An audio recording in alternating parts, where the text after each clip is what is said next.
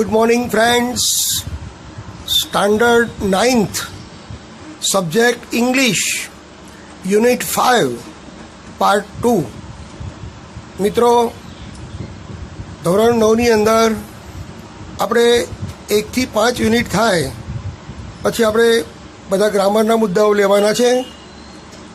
એટલે 1 થી 5માં આ 5મો યુનિટ છે, રાની કી વાવ. એમાં આપણે જોયું હતું કે there are nearly 400 big sculptures of different gods and goddess in the wow at present.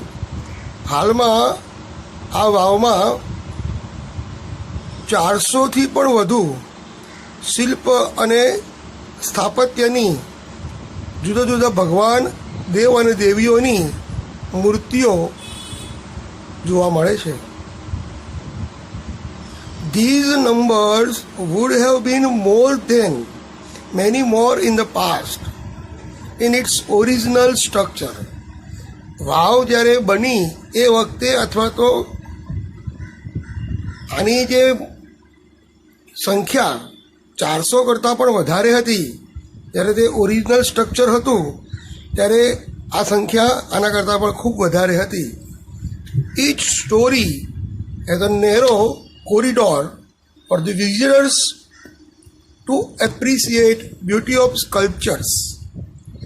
દરેકે દરેક વાર્તા એ સાંકડા જે પેસેજ છે, એ માર્ગ છે, એ માર્ગની આસપાસ જે મુલાકાતીઓ જોવા આવે તો એના માર્ગમાં બંને બાજુએ અલગ અલગ સુંદર મૂર્તિઓ અને કોતરકામ જે દિવાલ ઉપર કોતરેલું છે તેની સુંદરતા મુલાકાતીઓ વખાણ કરે છે. Even the pillars of the vav, આ વાવની અંદર જે પિલરો છે, જે સ્તંભ છે, are not exception to it. એમાં પણ કોઈ અપવાદ નથી. એ પણ ખૂબ સુંદર છે. ધે ડિસ્પ્લે, એઓ દર્શાવે છે. શું દર્શાવે છે? Splendid artistic marvel on the stone. પથ્થર પર માર્વેલ, અદ્ભુત કલા કારીગરી, ભવ્ય કલા કારીગરીનું પ્રદર્શન કરે છે. In fact the Vav is solely dedicated to Vishnu. Dedicated એટલે પ્રદાન કરવું. વિષ્ણુ ભગવાનને આખી વાવ વિષ્ણુ ભગવાનને માટે જાણે કે બનાવી હોય, એના માનમાં બનાવી હોય એવું લાગે છે. One can find Vishnu in different shapes. Vishnu ભગવાનના અલગ અલગ આકારો એન્ડ પોસ્ચર્સ અને ફોટાની સ્થિતિઓ તમે જોઈ શકો છો.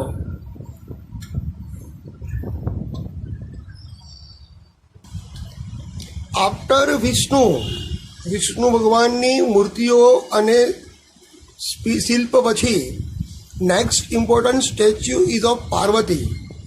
બીજી જે મૂર્તિઓ છે પાર્વતીની છે. Nearly 15 galleries, 15 gallery have the sculptures of Parvati. પાર્વતીના શિલ્પ સ્થાપત્ય માટે 15 ગેલેરીઓમાં એમના કોતરકામ, એના શિલ્પ અને પ્રતિમા જોવા મળે છે. 12 statue of goddess Gauri together at the same place are rarely found anywhere. અહીં જે 12 પ્રતિમાઓ છે, ગૌરી એ શંકરના પત્ની અને એ એમની સાથે ગોડેસ દેવી together at the same place, એક જ જગ્યાએ બરાબર 12 મૂર્તિઓ ગૌરીની એ ખૂબ જ ભવ્ય જોઈ શકાય છે. આના જેવું તમે ક્યાંય જોઈ શકો નહીં. The sun temple of Modhera has it. મોઢેરાનું સૂર્ય મંદિર એ જે ધરાવે છે મૂર્તિઓ અને શિલ્પ સ્થાપત્ય, This vow has also all the 12 statue of Gauri, namely, અહીંયા વાવમાં ગૌરીના અલગ અલગ નામની પ્રતિમાઓ છે, જેમ કે ઉમા, પાર્વતી, ગૌરી, લલિતા, શ્રિયા, કૃષ્ણા, મહેશ્વરી, રંભા, સાવિત્રી, ત્રિસંધા, ટોટલ એન્ડ ત્રિપુરા. આમ તમને પાર્વતીના 12 મૂર્તિઓ જોવા મળે. બિસાઇડ્સ, તદુપરાંત, there are many statues of gods and goddesses. એ ઉપરાંત દેવી દેવતાઓની ઘણી બધી પ્રતિમાઓ જોવા મળે છે.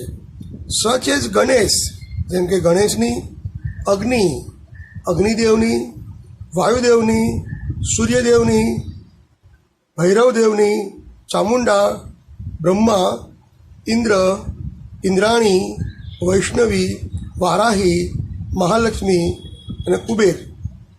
આ બધા જ દેવદેવીઓની મૂર્તિઓ જોવા મળે છે. ચિત્રમાં તમે જોઈ શકો છો કે આ ચિત્રની અંદર તમે ગૌરીના અલગ અલગ સ્વરૂપ તમને દેખાય છે.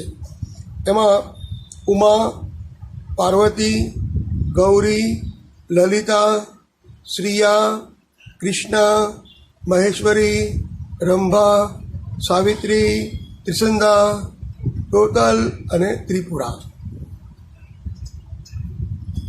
હવે આગળ વધીએ.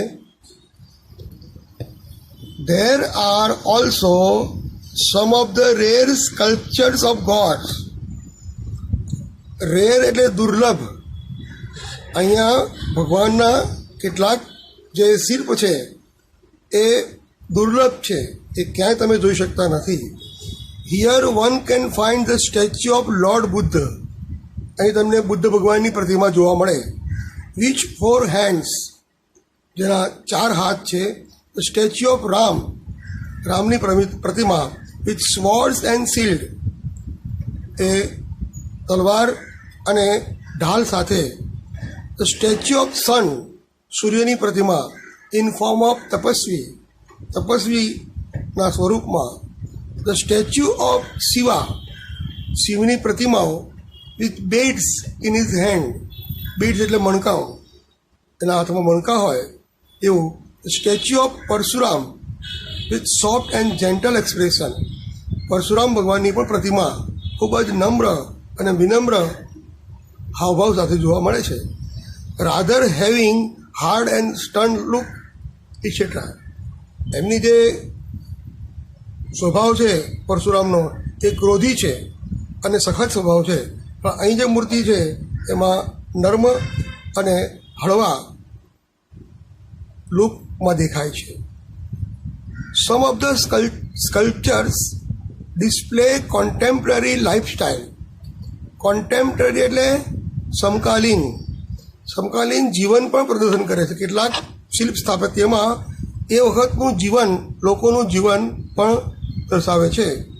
અને ફોક ટેલ્સ, લોકકથા, એનિમલ્સ, પ્રાણીઓ, એન્ડ હ્યુમન ઇન્સ્ટિક્ટ, માનવ સમુદાયની એ વખતની ઝાંખી કરાવે છે. દે રિવીલ આર્ટિસ્ટિક વિઝન. તેઓ એક કલા કારીગરોનો ઉત્તમ નમૂનો રજૂ કરે છે. And unique imagination of the sculpture. અને સ્કલ્પચર એટલે કે શિલ્પ કરનાર વ્યક્તિની કલ્પના, અજોડ કલ્પનાનું દર્શન થાય છે. There are nearly 300 statue of apsaras. અપ્સરા જે છે એમાં 300 જેટલી અપ્સરાની મૂર્તિઓ છે. The sculptures present a vast range of emotion. આ જે શિલ્પ સ્થાપત્ય છે એ ખૂબ જ લાગણી, વાસ્ટ રેન્જ ઓફ ઇમોશન, ખૂબ જ લાગણીનો પ્રવાહ બતાવે છે. એન્ડ ફિલિંગ એટલે અંતઃ લાગણી. On the face of apsara. અપ્સરાના ચહેરા ઉપર તમને સુંદર લાગણી, હાવભાવ પ્રગટ થાય છે. They display variety of different moods and situation. અને તેઓ અપ્સરાના અલગ અલગ પરિસ્થિતિઓ અને મૂડનું દર્શન કરાવે છે. Most of them present Vishnu in his 10 different avatars. મોટાભાગના લોકોની જે મૂર્તિઓ છે એમાં વિષ્ણુના 10 અવતારની પ્રતિમાઓ છે. ધ મોસ્ટ એટ્રેક્ટિવ સ્કલ્પચર્સ, ખૂબ જ અગત્યનું જે શિલ્પ છે, આર ધોઝ ઓફ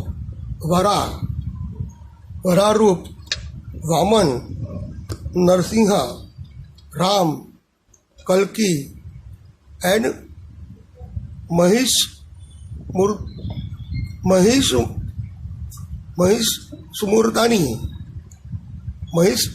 સ્મૃદાની આ એક અવતાર છે વિષ્ણુનો.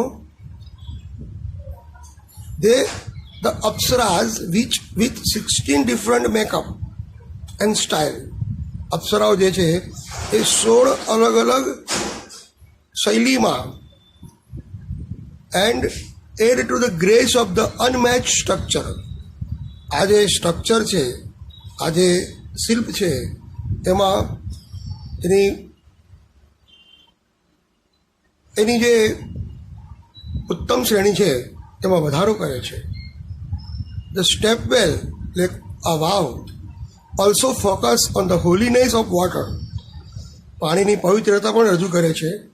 And its great significance in Indian culture. અને તે ભારતીય સંસ્કૃતિમાં પાણીનું જે મહત્ત્વ છે એ પણ દર્શાવે છે. The Vav is the most developed, elaborate and ornamental example of submerged architecture.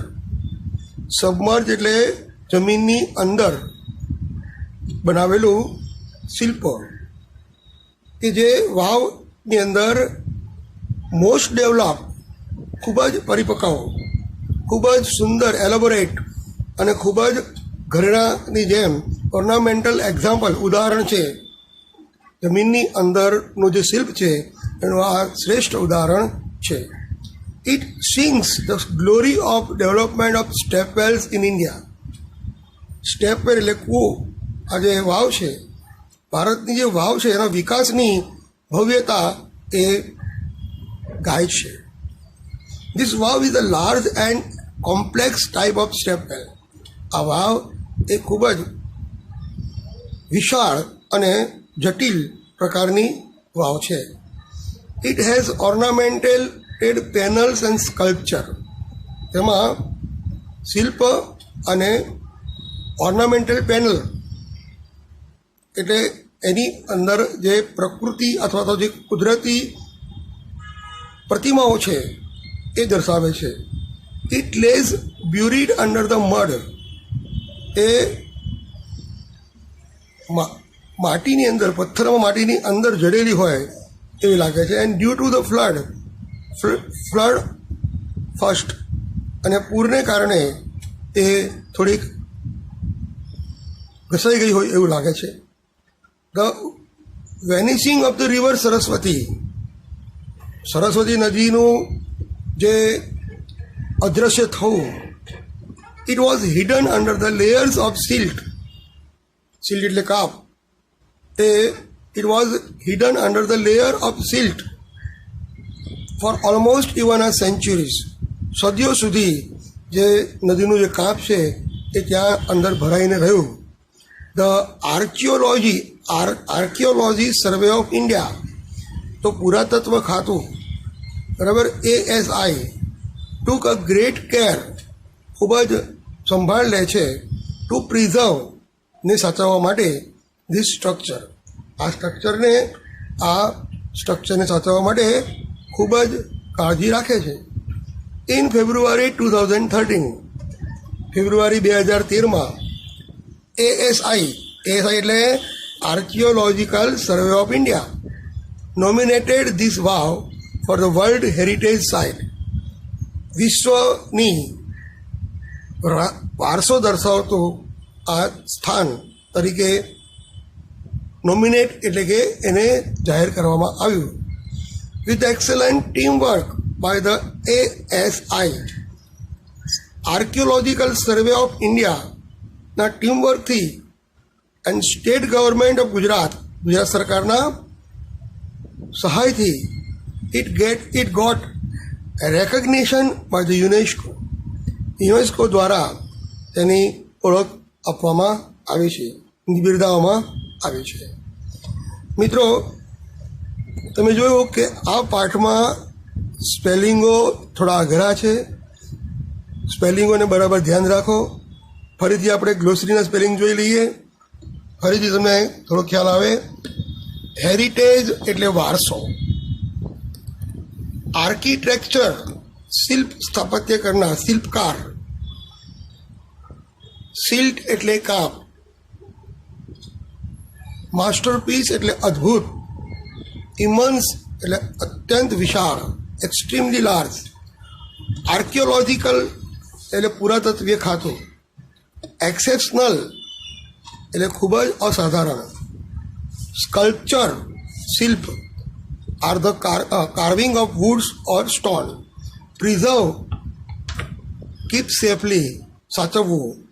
યુટિલાઇઝિંગ making use of, એનો ઉપયોગ કરવો. મેગ્નિફિશન્ટ એટલે અદ્ભુત. નોમિનેટેડ પસંદ કરવું. એસ્થેટિક સુંદર. એન્ચેન્ટિક ખૂબ જ હૃદયસ્પર્શી. ડિનાસ્ટી વંશ અને વારસો. સિગ્નિફિકન્સ અદ્ભુત. રેકગ્નિશન એટલે સૌ સારી તરફ સ્વીકારવામાં આવે. સ્ટોરી એટલે માળ. સ્કેરસિટી એટલે અછત. ઓર્નામેન્ટેડ એટલે શણગારેલું હોય. કમ્પ્લીશન એટલે પૂરું કરવું. વેનિશિંગ એટલે લુપ્ત થઈ જવું. તો મિત્રો, આપણે અહીંયા જોયું યુનિટ નંબર 5. આ પાઠને તમે બે વખત આ વિડીયો જુઓ, જેથી તમને વધારે ખ્યાલ આવશે. એકવારમાં ખ્યાલ નહીં આવે, કેમ કે આમાં જે શબ્દો છે એ થોડા અઘરા છે. તમારે એને સમજવા પડશે અને ગોખવા પડશે, અને પછી તમે આ વિડીયો લેક્ચરને ધ્યાનમાં લો. તો આજે આપણે અહીંયા રોકાઈએ છીએ. મળીશું નેક્સ્ટ લેક્ચરમાં. Good bye.